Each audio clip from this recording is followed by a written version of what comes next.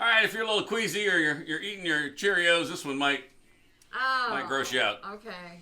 Time for Knuckleheads. I'm ready. A Jacksonville knucklehead got a little too nosy for his own good and ended up in the ER with over 150 bugs stuck up his nose. Ew. The man, whose name was not released, says he went to the hospital after he started feeling a little bit off and ended up on the exam table where a doctor found live insects Ew. and larvae squirming around inside his nose and sinus cavities.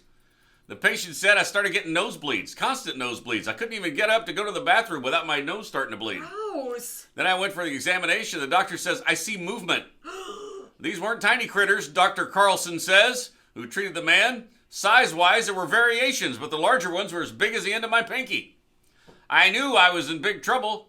There was erosion that was occurring near the skull base, he says, very close proximity to his eye and brain. How did he get him there? The doctor said he could not explain how the insects got into his sinus cavities, but he guessed that the problem might have started when he handled freshly caught fish and failed to wash his hands. Oh my god. Which he promised to do moving forward. Clearly. He was bugging out, man.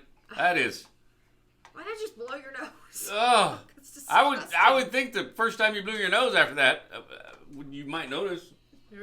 He's clearly not looking. Gross. Not that you should look, but right, I know, but I'm if just. you got some squirming going on. I'm squirming just reading this story. Did his nose itch? I have questions. Police in Wisconsin say a man who crashed into a squad car and eventually ran down the road with a machete in one hand and a large knife in the other, well, he was intoxicated. Officers finally arrested Chad Nyland after a crash, a car chase, and then a foot chase down Highway 53.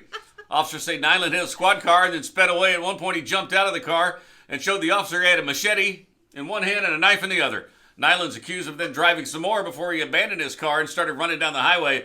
Nyland was taken to jail for a slew of charges, including his third OWI, like DUI, bail jumping and disorderly conduct. He said he was just doing his best Britney Spears impression, dancing, slinging the knives around. And no, he said, that's not a knife. This is a knife. That's not a knife. This is a knife.